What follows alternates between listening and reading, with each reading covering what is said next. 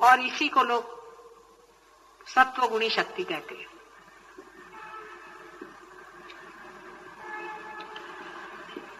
इन तीनों शक्तियों को जब एकाकार हम पाते हैं तभी सैल्वेशन होता है। ये गुणातीत दशा है। माने आपके हाथ में से अभी वाइब्रेशंस बह रहे हैं, जैसे आप पार हो गए, ये इसका प्रूफ है। इसकी आपको चेतना भी है, आप जानते भी हैं कि आपके अंदर से वाइब्रेशंस भर रहे हैं। आप ये भी जानते हैं कि दूसरे के अंदर वाइब्रेशंस है या नहीं। आप ये भी जानते हैं कि उसकी कुंडलिनी कहां अटक रही है। और तीसरे, आपके अंदर वो भी शक्ति आ गई कि आप दूसरों को इवॉल्व कर सकते हैं, आप दूसरों की जागृति कर सकती हैं, दूसरों को पार कर सकते हैं। क्या आप समझ सकते हैं कि आप इतने बड़े हो गए हैं कि आप दूसरों को इवॉल्व कर रहे हैं? आपके दिमाग में भी ये बात नहीं आती। आप समझ भी नहीं सकते कि तीनों शक्तियां आपके अंदर में एकत्रित होकर के बह रही हैं, और इसीलिए आपकी इसकी चेतना भी है, आप जानते भी।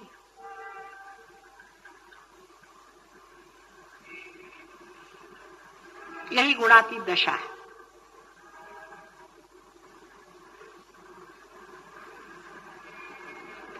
इन तीनों दशाओं को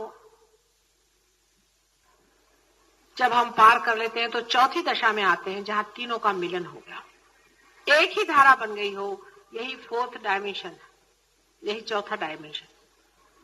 और इस चौथे डायमेंशन में जब हम चलने लगते हैं तभी हम गुणातीत दशा में जाते हैं, जहां गुण हमसे छूट गए। तब यही चैतन्य, इसे कहना चाहिए, जहां आप absolute knowledge, absolute love and absolute bliss, इन तीनों के साथ में संबंधित हो जाते हैं। और इसको करने के लिए जो शक्ति अपने अंदर में बची खुची रखी जाती है, जिसे रेसिडुअल एनर्जी कहना चाहिए, वो शक्ति हमारे त्रिकोणाकार अस्थि में नीचे छिपी हुई है, और वही इस्तेमाल में आती है, और वही इन तीनों शक्तियों को छेद करके एक कर देती है। और तभी आप गुणातीत दशा में जाते हैं, और तभी आप में चैतन्य हो जाता है। माने ये कि आप इन तीनों चीजों से भूषित हो जाते हैं, जिसके कारण आपके हाथ में से वाइब्रेशंस बहना शुरू हो जाते हैं, जिसके कारण आप दूसरों की कुंडलिनियों को पहचानने लगते हैं, और जिसके कारण आप दूसरों को भी रियलाइजेशन दे सकते हैं। ये तीनों शक्तियां जब कार्यान्वित होती हैं तब उसकी चेतना हमें रहती नहीं। हृदय हमारा धड़क रहा है, लेकिन हम अपने हृदय के ठोके अपने सर से सुन नहीं सकते। हृदय पे अगर कोई प्रेशर हो तो हम उसे जान नहीं सकते। हमारे पेट में अगर कोई शिकायत हो रही हो तो हम उसे समझ नहीं सकते, सिवाय इसके कि थोड़ा सा दर्द होगा। लेकिन जब आप गुणातीत दशा में चले जाते हैं तो आप अपने हर एक चक्र को पकड़ सकते हैं कि मुझे कहां तकलीफ हो रही है। आप अपने आप से पकड़ लेंगे, कहेंगे मां मेरा आ गया, पकड़ लिया, मेरा आ गया, पकड़ लिया। पहले आप जानते नहीं थे, ये मशीन और आप एक ही थे, आपको पता ही नहीं था कि मशीन कहां खराब है। आप भूत भी पकड़ते थे, आपको पता नहीं होता था, और आप बीमारियां पकड़ते थे, आपको पता नहीं होता था। वो तो अब जब आप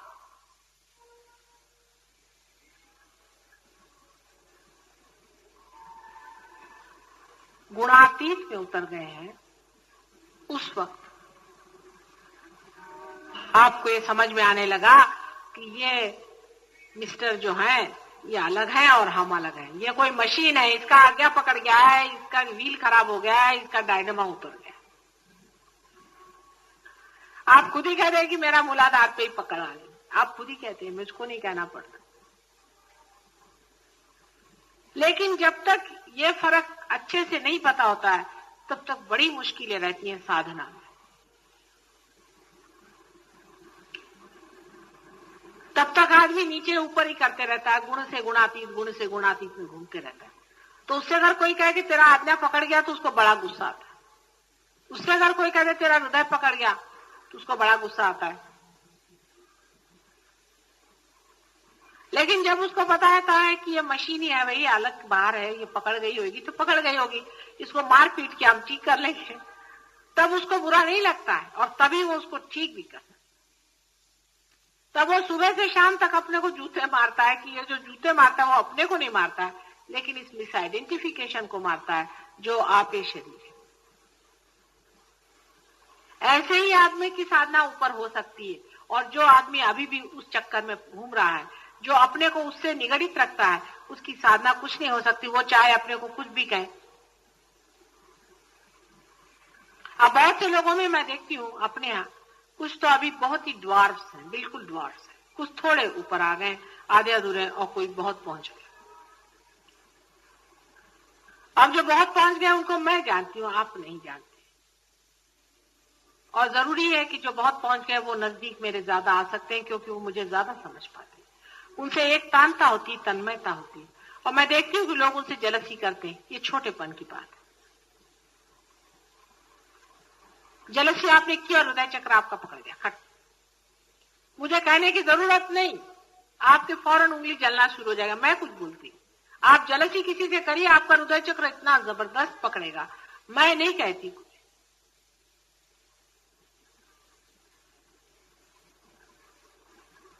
इतना जोर का हृदय चक्र आपका पकड़ेगा कि आप घबरा जाएंगे।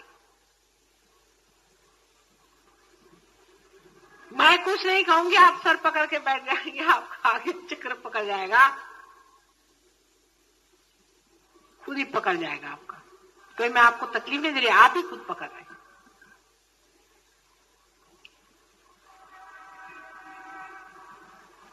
धीरे धीरे वो भी अकल आने लग जाएगी। जब ये होने लगेगा तो ये भी अकल आ जाएगी कि जूता मारना चाहिए गुरु को, अगर माता जी ने कहा है तो। सब साधन उपाय कर लिए, अब एक उपाय सिर्फ करो कि अपने से अपने को हटा लो। सो हटाए कैसे? सब लोग यही तो प्रश्न पूछते थे सदियों से कि ये कैसे हो। ये तो कृष्ण ने कह दिया कि साक्षी स्वरूप हो जाओ। कैसे? ये कैसे हो, ये जंपिंग कैसे हो, कैसे हम पाए इस चीज को, हम कैसे मान ले कि ऐसा होता है। जिस प्रतिबिंब को हम देख रहे हैं वो प्रतिबिंब जहां से आ रहा है वो हम कैसे हो जाए? हम तो प्रतिबिंब पर बैठे हैं, हम ये कैसे हो जाए? हम सब्जेक्टिव कैसे हो जाए? अब आप हो गए, हो ही गए, ये तो बात पक्की। नहीं तो आपको अपना आज्ञा चक्र कैसे समझ में आता है?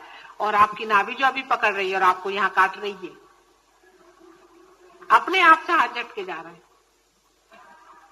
लेकिन वो सहज और सरल में मिल गया, उसका कोई दाम नहीं पड़ा, कोई मेहनत नहीं पड़ी। मैंने तो अपनी खेती कर ली। खेती में कुछ बीज होते हैं जो सड़े गले होते हैं, उन पर आप कितनी भी मेहनत करो, कुछ भी करो, ब्रेनलेस, हार्टलेस, यूजलेस, कुछ भी नहीं बनता उनसे। कितनी भी मेहनत करो फिर वही आएंगे, फिर वही करेंगे, फिर वही करेंगे। आप सब कर लो, प्यार कर लो, डांट लो, बोल लो, कुछ भी कर लो, अब उनको चलो फिर चलने दो, अगले 10-15 जन्म में कभी न कभी कुछ हो।